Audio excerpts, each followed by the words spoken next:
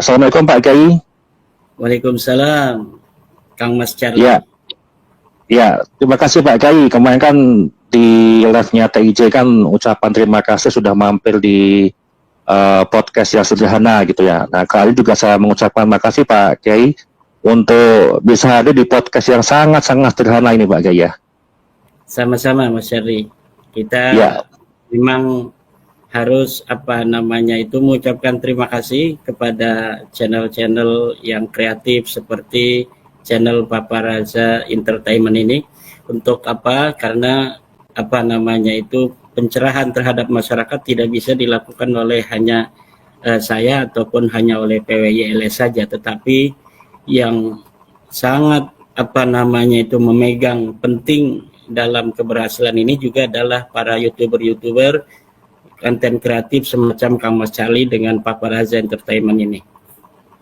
Ya, baik Pak Kiai. Ya, sedikit cerita Pak Kiai. Ini kan saya kan awal tahun 2023 akhir lah, saya itu baru mengkaji nasab Ba'alawi ini.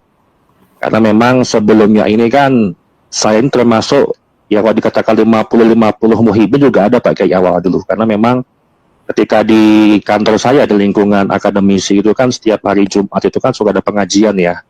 Kemudian sebulan sekali itu suka dihadiri ceramah dari para habaib itu kan. Kebetulan di Jakarta. Kemudian tahun 2023 akhir lah saya baru mengkaji, meneliti, ambil referensi gitu kan, kemudian lihat YouTube segala macam, membandingkan. Kemudian di tahun 2024 awal lah itu baru mulai saya mengomentari, hanya masuk ke kanal-kanal YouTube para muhibin yang berkomentar, dan belum berani Pak Kiai untuk mengutarakan narasi yang sesuai akademis. Kemudian di awal tahun inilah, bulan Maret atau Februari kemarin di 2025 baru saya ngebangun podcast The Podcast Warungan. Nah, kemudian saya bisa menghadirkan beberapa narasumber. Nah, pada kesempatan hari ini saya ingin mengucapkan terima kasih kepada Gus Hasan yang pertama, kemudian Kiai Haji Ubaidillah dan Kiai Haji Salim yang sudah mendukung, berpartisipasi dalam mengembangkan channel ini supaya channel ini dilihat adalah sebagai channel yang penuh dengan edukasi, terutama dengan polemik nasab, terutama bisa bertemu dengan Pak Kiai langsung. Ini kita berhadapan langsung, bisa podcast, alhamdulillah, terima kasih. Nah, kemudian tak lupa juga saya mengucapkan kepada seluruh penggemar-penggemar yang sudah berkomentar positif ya di channel saya. Setiap kali ada konten masuk itu kan alhamdulillah konten yang positif, komentarnya, nggak ada konten-konten yang sifatnya adalah sentimen gitu ya. Nah, pada materi podcast pada hari ini adalah judulnya mengapa nasab Ba'alawi sulit diisbat dengan metode apapun. Nah, ini ada catatan penting nih Pak Kiai. Kira-kira apa sih yang menjadi catatan penting yang digarisbawahi pada polemik nasab ini terkait sulitnya nasab Ba'alawi diterima akal sehat sebagai nasab yang sahih bersambung kepada Nabi Muhammad SAW. Monggo Pak Kiai, dipersilakan. Baik, sebelumnya saya sambil menerangkan, mungkin Kang Mas Charlie sulit untuk diisbat oleh berbagai macam tool pengisbatan nasab. Jadi pengisbatan nasab itu kan ada berbagai macam metode. Dari semua metode yang dikembangkan oleh para ahli nasab, itu nasab Ba'alawi semuanya gagal untuk ditetapkan sebagai nasab yang sahih. Bahkan nasab Ba'alawi ini adalah nasab yang bisa dibilang sebagai nasab yang mustahil bersambung kepada Nabi besar Muhammad SAW. Dari berbagai macam metode pengisbatan nasab, seperti dengan metode suhrah dan istifadah. Ini dengan metode suhrah dan istifadah, nasab Ba'alawi ini gagal. Kenapa? Karena suhrah dan istifadah itu yang terjadi, haruslah suhrah dan istifadah yang ada pada masanya, bukan suhrah dan istifadah yang ada pada hari ini. Suhrah dan istifadah di masa lalu tidak bisa untuk teliti kecuali dengan nasab-nasab atau kitab-kitab nasab yang ada pada masa itu. Nah, sementara kitab-kitab nasab yang ada pada masa itu, yang kita kenal dengan kitab bukti primer atau kitab sezaman atau yang mendekatinya, semuanya telah memberikan kesaksian bahwa Ubaidillah ini tidak tercatat sebagai anak Ahmad bin Isa. Nah, Ahmad bin Isa yang wafat 345, kemudian kitab-kitab yang ada pada masa itu tidak bisa kita temukan untuk mengisbat, bahkan untuk mengisbat nasab dari Ahmad bin Isa sendiri. Baru kita bisa ketemukan kitab-kitab nasab itu pada abad kelima, yaitu kitab Tahdhibul Ansab, kitab Muntaqilatul Talibiyah, dan kitab Al-Mazdi. Jadi ukuran 90 tahunan dari sejak wafatnya Ahmad bin Isa. Nah, Ahmad bin Isa walaupun tidak bisa diisbat dengan bukti primer, karena beliau ayahnya Isa ini tidak mempunyai kitab yang menyatakan bahwa dia mempunyai anak Ahmad bin Isa ini, tetapi kemudian kesaksian kitab-kitab di abad kelima kita bisa terima dengan argumentium excellentio, di mana apabila ada sebuah kitab di suatu masa atau sebuah bukti, sebuah proposisi, sebuah qadiyah, sebuah mudda'a yang ada di suatu masa tentang orang-orang yang ada di masa sebelumnya, itu bisa kita jadikan sebagai sebuah tool pengisbatan atau bukti sejarah sementara sampai ditemukan yang primer atau yang lebih tua masanya dari bukti sejarah yang kita miliki atau kita dapat temukan sementara itu. Nah, tetapi dengan banyaknya kitab yang berjejer di abad kelima yang menyebutkan Ahmad bin Isa ini betul sebagai anaknya Isa, kita mengisbat Ahmad bin Isa sebagai anaknya Isa. Tetapi untuk Ubaidillah dikatakan sebagai kemudian anak Ahmad bin Isa, itu tidak bisa dibuktikan. Kenapa? Karena kesaksian kitab-kitab yang ada pada masa anaknya Ubaid, yaitu Alwi, karena kitab Tahdhibul Ansab, Muntaqilatul Talibiyah, dan kitab Al-Majdi itu ada di dalam masa di mana Alwi bin Ubaid ini hidup atau diasumsikan hidup, yang kemudian kita bisa menelusuri bahwa dugaan atau proposisi bahwa Alwi ini adalah sosok historis itu terbantahkan, karena kemudian bukan hanya Ubaid yang kemudian tidak terbukti sebagai anak daripada Ahmad bin Isa, tetapi sosok historis atau kehistorisan daripada Alwi ini pun tidak terbukti sebagai sosok yang historis di masa lalu. Kemudian anaknya Alwi yang bernama Muhammad pun tidak terkonfirmasi dia pernah hidup di masanya. Juga kemudian anaknya Muhammad bin Alwi yang bernama Alwi ini pula tidak terkonfirmasi. Kemudian anaknya Alwi yang bernama Ali Qali Qasam pun tidak terkonfirmasi. Kemudian anaknya Ali Qali Qasam yang bernama Muhammad Sahib Mirbat pun tidak terkonfirmasi sebagai sosok yang historis. Dan kalau kita mengatakan dia bukan historis, berarti al-aksunya adalah dia adalah sosok yang fiktif. Dan tidak hanya Muhammad Sahib Mirbat, ternyata kemudian sosok-sosok daripada tokoh-tokoh Balawi pula ternyata di bawahnya itu bukan merupakan sosok historis. Ali bin Muhammad Sahib Mirbat pun tidak terbukti sebagai sosok yang historis. Kemudian anaknya Ali yang disebut dengan Faqih Muqaddam itu pun tidak terbukti sebagai sosok yang pernah ada di masa lalu. Kesejarahannya sunyi, jangankan dia disebut sebagai keturunan Nabi, sebagai sosok yang pernah hidup pun tidak pernah ada yang menyebutkan. Kitab-kitab yang berjejer di abad ke-7 yang dimana di situ dikatakan, diasumsikan Muhammad bin Ali Faqih Muqaddam itu hidup, ternyata sama sekali tidak mengidentifikasi bahwa di Tarim pernah ada seseorang bernama Fakih Muqaddam itu. Nah, dari sulitnya secara epistemologis, secara ilmiah kita untuk mengatakan, jangankan sosok-sosok itu dicatat sebagai seorang keturunan Nabi Muhammad, sedangkan eksistensinya sebagai sosok historis pun tidak bisa ditelusuri, maka kita secara ilmiah mengatakan bahwa mustahil mereka ini adalah sebagai keturunan baginda Nabi besar Muhammad SAW.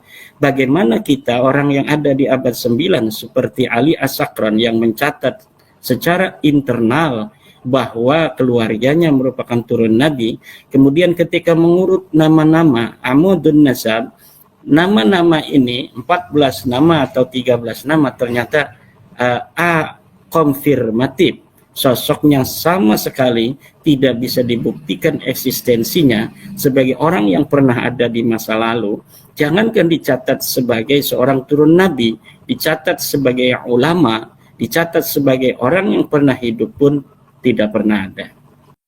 Fiktif ya, artinya tidak tercatat. Nah, ini kan mereka mengverifikasi Pak Kiai, mengverifikasi leluhur-leluhur mereka ini kan mempunyai karomah yang luar biasa. Kemudian leluhur-leluhur mereka ini adalah orang-orang yang sangat terkenal. Namun kalau dikonfirmasi secara ininya memang tidak ada Pak Kiai ya? Ya, jadi seperti kita mengenal beberapa novelis atau komik-komiker atau penulis komik lah istilahnya itu mereka bisa mencatat siapapun, mencatat sosok atas nama apapun, kemudian diasumsikan dia hidup di masa apapun, itu terserah sebagai seorang kreator, ya kan? Nah, inilah yang terjadi di abad ke-9 itu. Pengakuan sebagai keturunan Nabi tidak terkonfirmasi di abad sebelumnya. Pengakuan leluhur mereka seperti Fakih Muqaddam sebagai seorang mujtahid mutlak yang sama dengan Imam Syafi'i tidak terkonfirmasi. Kemudian pengakuan bahwa Muhammad Shahib Mirbat sebagai penyebar agama Islam yang ada di Mirbat dan sebagai penyebar madhab Syafi'i yang ada di Mirbat tidak terkonfirmasi. Tidak ada satu kitab pun yang ada di Mirbat yang mencatat pernah ada seseorang bernama Muhammad bin Ali Ba'alawi yang dikenal dengan Shahib Mirbat. Dan Shahib Mirbat ini ternyata adalah merupakan gelar untuk orang lain yang ada di masa itu, di masa di mana diasumsikan Muhammad Shahib Mirbat ini ada. Dia adalah gelar untuk seorang raja yang ada di Mirbat yang bernama Muhammad bin Akhal al-Manjawi Sahibu Mirbat. Kemudian Muhammad bin Ali pula adalah seorang nama penyebar agama Islam yang ada di Mirbat yang bernama Muhammad bin Ali Al-Qal'i, yang waktu hidupnya itu sangat berdekatan seperti asumsi Ba'alawi bahwa leluhur mereka yang bernama Shahib Mirbat itu ada di Mirbat. Jadi mereka menyusup dari sejarah seorang ulama besar yang ada di Mirbat yang bernama Muhammad bin Ali Al-Qal'i. Di satu sisi mereka pula menyusup dari sisi nama dengan nama seorang yang bernama Shahib Mirbat yang merupakan seorang raja. Jadi di dalam diri Muhammad Shahib Mirbat ingin asosiasikan sebagai dia ulama, dia juga sebagai penguasa di sana. Padahal semua itu hanya rekayasa historis yang dilakukan pada abad ke-9 yang cerita dan proposisi itu tidak dapat dibuktikan secara empiris epistemologis pada masa berikutnya. Sampai hari ini kita tidak bisa menemukan kitab-kitab yang menyatakan seseorang yang bernama Muhammad Shahib Mirbat itu pernah hidup di alam dunia dan dia tinggal di Mirbat. Tidak akan bisa.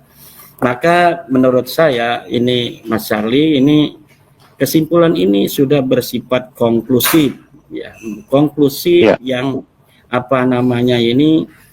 sudah tidak ada celah lagi bagi mereka untuk mengelak bahwa memang mereka bukan keturunan Nabi, bahwa secara DNA mereka bukan J1G, ini adalah sudah empiris, sudah ratusan orang dari Balawi yang melakukan tes DNA dan hasilnya negatif. Mereka bukan hanya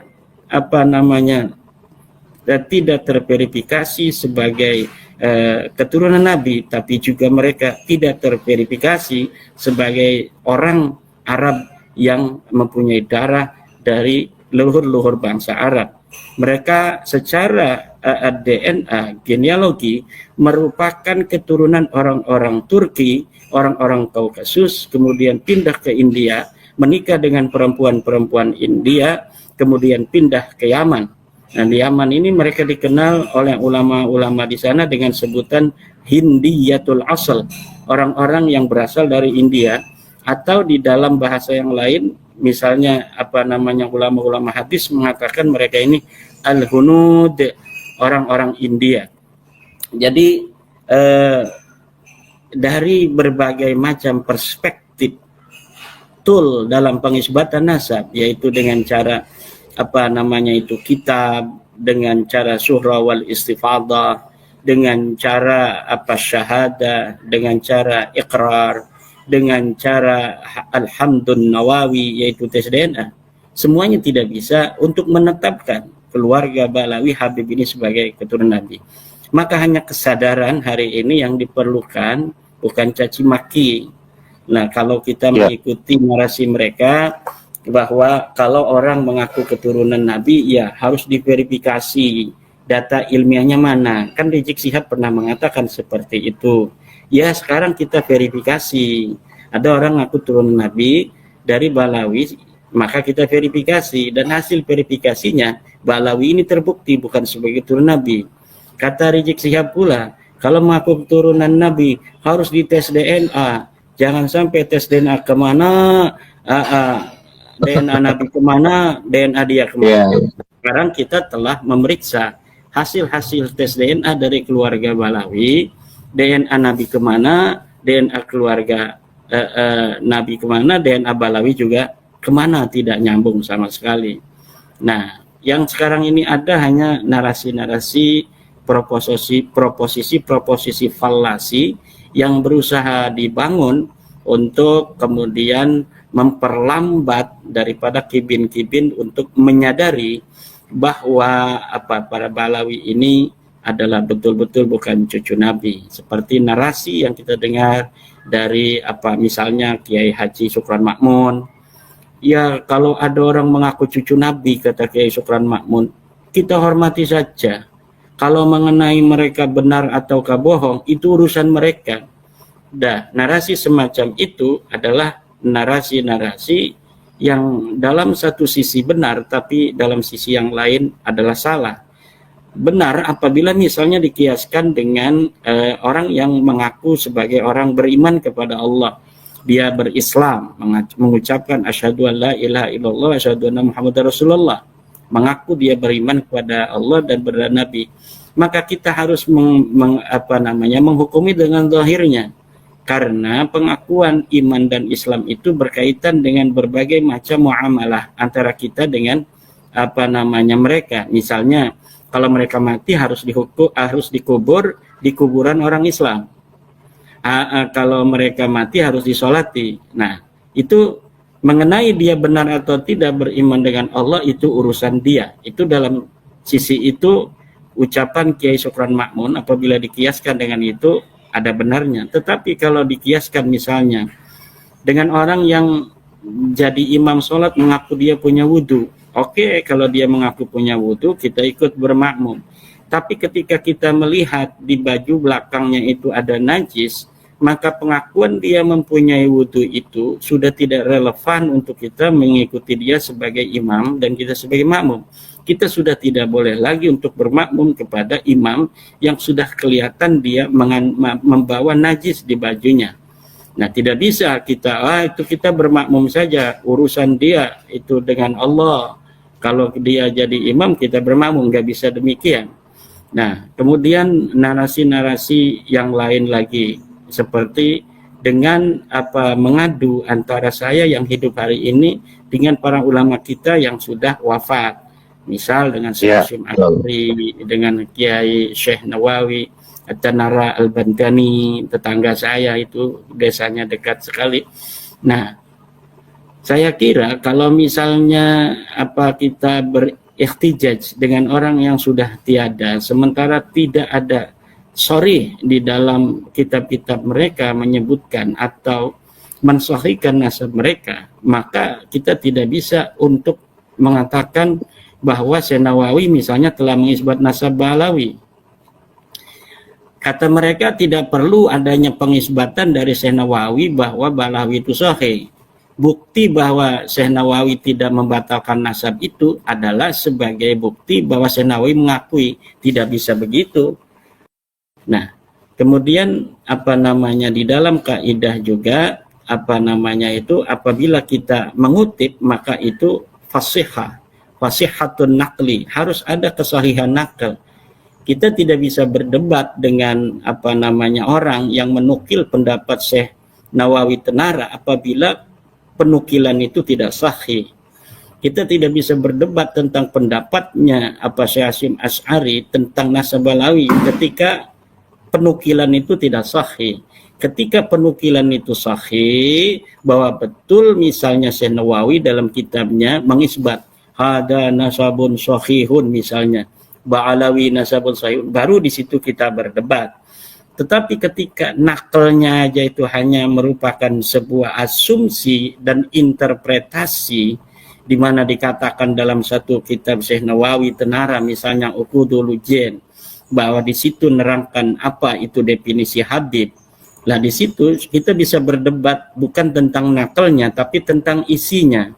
Di mana di dalam kitab Uqudul Ujen itu Syekh Nawawi bukan sedang mengisbat nasab Ba'alawi, tetapi Syekh Nawawi sedang mensyarahi kitab yang ditulis oleh Ba'alawi. Di dalam kitab yang ditulis oleh seorang Ba'alawi itu di situ menyebut nama Al-Habib. Kemudian diterangkan oleh Syekh Nawawi bahwa Al-Habib adalah istilah yang digunakan sebagai untuk orang yang mengaku sebagai turun Nabi. Dan itu adalah sebuah fakta empiris, realitas yang sesungguhnya bahwa orang yang mengaku Nabi itu memang menggunakan gelar Habib. Mengaku cucu Nabi maksudnya. Orang yang mengaku sebagai cucu Nabi itu menggunakan gelar Habib. Tapi apakah pengakuan itu betul ataukah tidak? Itu Syekh Nawawi Tenara di situ tidak menyatakan bahwa iddi'a'uhum sahihun masalan, bahwa pengakuan mereka itu adalah pengakuan yang sahih. Tidak ada di dalam kitab itu mengatakan bahwa nasab Ba'alawi atau pengakuan mereka sebagai turun Nabi itu adalah sahih. Dari situ kita sekarang mengatakan bahwa Syekh Nawawi tidak mengisbat Ba'alawi sebagai keturunan Nabi. Begitu pula Syekh Hasyim Asy'ari. Mereka berihtijaj, berhujjah, bersanad bahwa Syekh Nawawi Syekh Hasyim Asy'ari dikatakan mengisbat Ba'alawi karena menyebut kata syarif, karena menyebut kata sayyid di dalam Qanun Asasi. Di situ kita bisa berdebat tentang apakah penyebutan seseorang sebagai sayyid adalah pengisbatan tentang nasabnya. Kita lihat di dalam kitab Fatawa Subki, Imam As-Subki telah mengatakan penyebutan kita kepada orang yang biasa memperkenalkan dirinya dengan sayyid atau keturunan Nabi itu tidak bisa dikatakan kita mengisbat nasab mereka. Karena pengisbatan itu membutuhkan tool, membutuhkan alat, membutuhkan media, yaitu adalah kitab-kitab nasab. Para ulama kita tidak ada kepentingan untuk meneliti nasab-nasab orang yang mempunyai pengakuan sebagai turunan Nabi, karena mungkin pada saat itu tidak dirasa perlu. Tetapi tahun-tahun sekarang ini kita merasa perlu untuk menguji, memvalidasi setiap pengakuan dari Ba'alawi tentang bahwa mereka turun Nabi. Kenapa? Karena ini berkaitan dengan fakta realitas sosial yang terjadi dari pengakuan itu. Di sana ada pendawiran, di sana ada penghinaan, di sana ada rasisme, di sana ada usaha-usaha politik yang digunakan untuk kepentingan satu kelompok dengan mengatasnamakan bahwa pemimpinnya adalah keturunan Nabi. Di situ diperlukan sebuah verifikasi dan validasi, betulkah pengakuan mereka ini terkonfirmasi oleh kitab-kitab sezaman, oleh kitab-kitab yang mendekatinya, bahwa mereka betul-betul nabi, dan ternyata terbukti kesimpulan konklusif bahwa Habib Alawi itu bukan keturunan baginda Nabi besar Muhammad Sallallahu Alaihi Wasallam. Ya, baik Pak Kiai. Ini kan masyarakat awamnya kan apa ya, dibenturkan dengan sebuah framing dan penggiringan opini, termasuk apa namanya, pengklaiman tadi yang Pak Kiai maksudlah tentang ulama. Mereka ini kan seolah-olah kan berlindung di balik para ulama-ulama terdahulu ataupun ulama-ulama dunia sekarang yang seolah-olah mereka itu mengisbat nasab Balawi, padahal memang secara kaidah ataupun apa namanya, syarat ataupun penetapan nasab gak sesuai dengan kaidah tersebut. Nah, ini kan yang menjadi sebuah problem masyarakat awam Pak Kiai, termasuk kemarin juga baru-baru ini kan cucu dari Syekh Abdul Qadir Al-Jilani kan, Syekh Afifuddin, juga dengan sangat jelas mengisbat nasab Balawi dalam pernyataan beliau bahwa mereka para habaib sebagai ahlul bait Rasulullah SAW. Nah, itu kan nantinya pasti akan di framing, diberikan opini lah, ini cucunya Syekh Abdul Qadir Al-Jilani aja mengaku atau mengisbat nasab Balawi gitu kan. Nah, bagaimana Pak Kiai secara ilmiah untuk mudah dimengerti dan untuk membantah seperti itu Pak Kiai? Mungkin sekaligus tanggapan dari Pak Kiai Imad terkait tentang apa namanya, cucu Syekh Abdul Qadir Jilani mengisbat nasab Balawi. Ya, cucu Syekh Abdul Qadir Jilani atau orang yang mengaku sebagai cucu Syekh Abdul Qadir Jilani. Karena sebelum kita berdebat tentang sebuah narasi bahwa cucu Syekh Abdul Qadir Al-Jilani mengisbat nasab Balawi, kita harus memverifikasi, betulkah dia cucu Syekh Abdul Qadir Jilani? Hari ini siapapun bisa untuk mengaku sebagai cucu siapapun orang di masa lalu. Ya, betul. Ya, tetapi yang paling penting adalah verifikasi dan data yang harus dia berikan ketika dia mengaku sebagai cucu daripada Syekh Abdul Qadir Jilani. Saya banyak mengenal cucu-cucu Syekh Abdul Qadir Jilani atau orang yang mengaku sebagai cucu Syekh Abdul Qadir Jilani. Selagi di situ tidak ada kaitan-kaitan masalah-masalah lain, ya kita bisa husnudon saja. Tetapi jika sudah ada kepentingan di situ, kita harus verifikasi, betulkah Syekh Afifuddin ini adalah cucu Syekh Abdul Qadir Al-Jilani?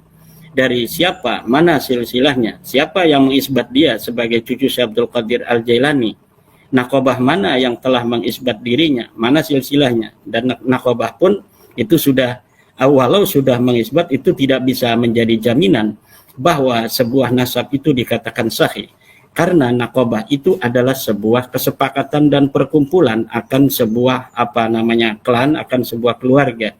Tetapi mengenai kebenaran dari silsilah itu, kita harus mencari bukti-bukti eksternal yang berupa kitab-kitab nasab.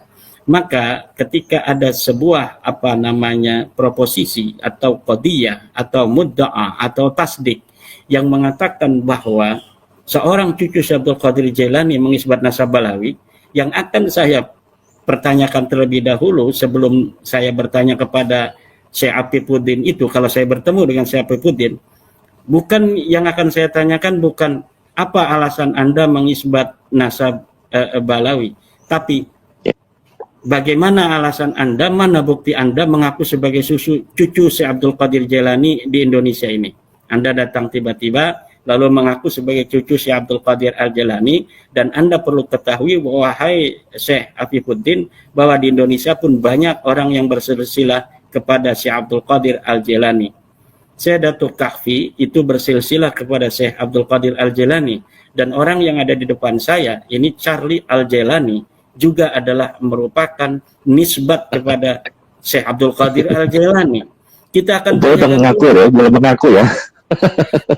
Belum mengaku kan, jadi kayak saya katakan orang yang bernisbat pada Syekh Abdul Qadir Al-Jilani. Nah, oleh karena itu saya hari ini tidak terlalu takut atau menganggap penting orang-orang yang mengisbat itu. Karena apa? Orang yang mengisbat itu ya bisa untuk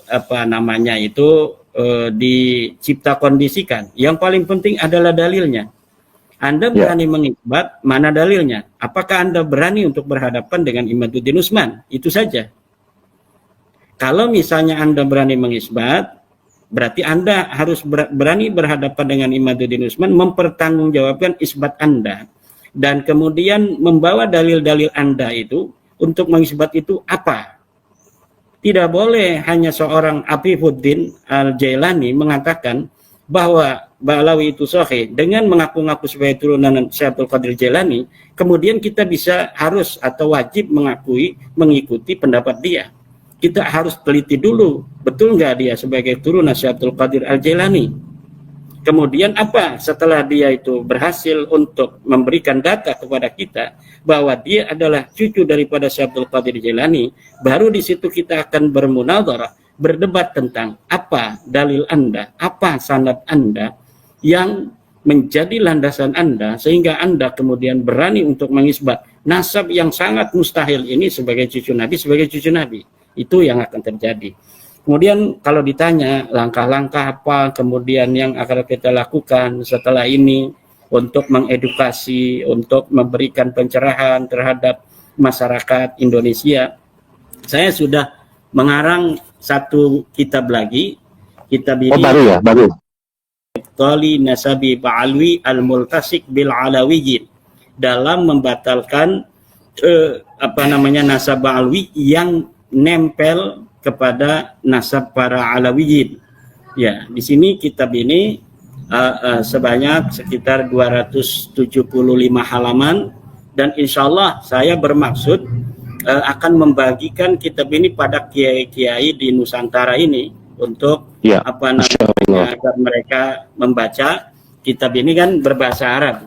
Kalau kitab-kitab yang berbahasa Indonesia seperti ulama Nusantara mengugat nasab palsu, itu mungkin ulama-ulama kita cepat capek kalau membaca bahasa Indonesia, karena di situ tidak ada love, tidak ada cinta, karena mereka cintanya kepada tulisan-tulisan Arab sejak kecil karena mereka seorang ulama. Maka saya siapkan kitab Minhajun Nasadin ini untuk para kiai, dan karena kiai itu walaupun sebagian mereka ada yang ingin memiliki, namun karena mereka jarang untuk berinteraksi melalui handphone, media sosial, tentu informasinya terbatas. Dia kenal Shopee, ulama-ulama kita, maka saya terutama ingin memberikan sebuah kemudahan kepada para ulama, para kiai kita dengan mengirimkan kepada mereka melalui online, dan nanti saya akan mengajak para umat Islam yang ingin bersama-sama saya untuk mewakafkan satu kitab ini dengan harga tertentu. Nanti kita akan persiapkan untuk para umat Islam yang mempunyai kelebihan rezeki untuk kemudian juga berinfak ini, berinfak untuk membeli kitab ini, kemudian dikirimkan kepada kiai-kiai. Saya nanti akan mempersiapkan bagaimana caranya dan akan membawa akuntan publik sehingga nanti bisa dipertanggungjawabkan, karena ini ada berkaitan dengan dana, bisa dipertanggungjawabkan secara secara publik. Bagaimana pengumpulan itu, bagaimana apakah nama-nama ini sudah di kiai-kiai itu betul-betul sudah dikirim ataukah tidak. Nah, ini sebuah langkah kecil untuk terus memberikan edukasi terhadap masyarakat, selain juga tentu kerja besar hari ini yang sudah dicapai bukanlah kerja seorang Imaduddin Usman atau bukan kerja Laskar Sabilillah saja dengan Gus Abbas dan tokoh-tokoh lainnya, tetapi ini adalah kerja banyak orang-orang yang diberikan oleh Allah Subhanahu wa taala sebuah gerakan jiwa untuk memberikan pencerahan terhadap masyarakat umat Islam yang belum tercerahkan. Jadi ada orang yang baru 1 bulan tercerahkan, itu secara kayak multi level marketing itu dia lebih semangat dari orang-orang yang sudah lama tercerahkan, kemudian membawa, bahkan ada yang sampai memfotokopi buku-buku saya, kemudian setiap hari dia keliling. Ada orang yang di Tegal itu udah 80 tahun, ketika saya diundang di Tegal, kemudian dia mengatakan, umur saya 80 tahun Kiai, saya sebelum mati ingin ikut berjuang dalam masalah polemik nasab ini. Karena saya sudah tidak kuat lagi masuk PWI, yang bisa saya lakukan, saya setiap hari memfotokopi 10 buku membongkar skandal ilmiah nasab dan sejarah Ba'alwi. Kemudian saya keliling kepada 10 teman-teman saya. Setiap hari, kata dia. Ini orangnya sudah 80 tahun. Saya terharu ketika mendengar itu, dan terus saja mungkin saya tidak tahu karena itu sudah 1 tahun yang lalu saya ketemu dengan beliau, sekitar 1 tahun yang lalu. Apakah beliau itu masih eksis untuk keliling, apakah beliau masih panjang umur atau tidak, saya sudah tidak tahu lagi. Tetapi orang semacam beliau ini banyak di Madura. Itu kiai-kiai itu sebelum polemik nasab ini melebar luas di tengah-tengah masyarakat, itu dari kiai-kiai Madura ada yang memfotokopinya bukan membongkar nasab palsu itu, tapi memotokopi buku yang sangat tipis menakar kesahihan nasab Ba'alwi.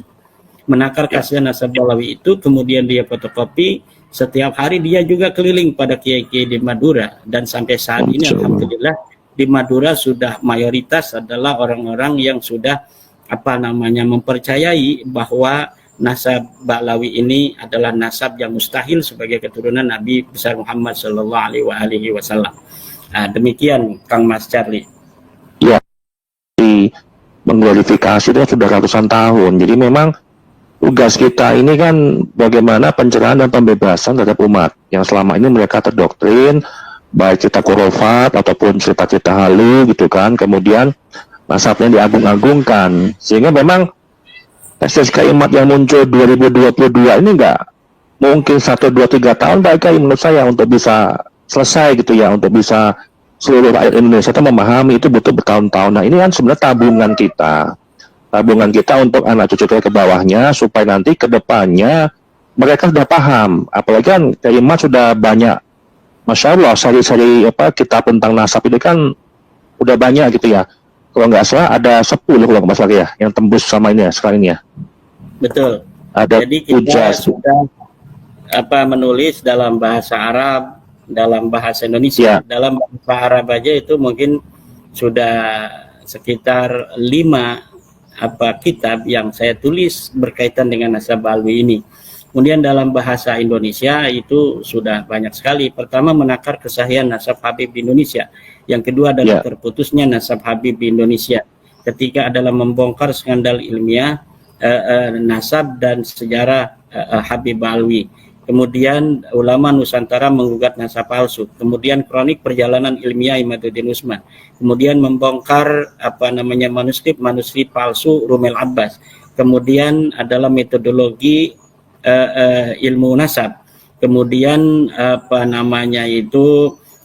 kitab-kitab nasab yang menjadi rujukan di dalam pembatalan nasab, dan beberapa tulisan-tulisan lainnya, mungkin sudah 10 itu. Dan tetapi kalau dikatakan bahwa ini membutuhkan waktu lama, saya kira tidak juga. Kenapa? Karena mungkin teori-teori antropologi ilmu antropologi masa lalu, di mana dikatakan bahwa sebuah peradaban, kebudayaan dari sebuah peradaban itu bisa dirubah dengan umur yang sama dengan peradaban itu dibangun. Itu ketika masa lalu tidak ada YouTube, tidak ada media sosial, tidak ada WhatsApp, tidak ada TikTok dan lain sebagainya. Hari ini semuanya terpanggil oleh jiwa-jiwa perjuangan mereka, karena manusia itu mempunyai potensi sebagai pejuang semua. Tinggal kemudian takdir Tuhan saja yang membawa di mana mereka harus berada. Ada yang dari awal bersama kemudian harus berpisah, ada yang bergabung di tengah jalan, kemudian dia luar biasa. Ada pengkhianat di sana, ada orang yang main 2 kaki. Tetapi kiai-kiai yang suci murni itu di kampung-kampung dengan pembaca, dengan dia bermuajahah atau bermusyahadah, bahkan ma'rifat kepada Allah Subhanahu wa taala, kebenaran itu sudah ada di hati mereka. Kebenaran bahwa Habib Ba'alwi ini bukan cucu Nabi itu. Nah, saya ini sebenarnya adalah hanya merupakan ejawantah dari ma'rifatullah yang ada di beberapa ulama yang sudah mengatakan nasab mereka itu batal sebelum ada penelitian ini.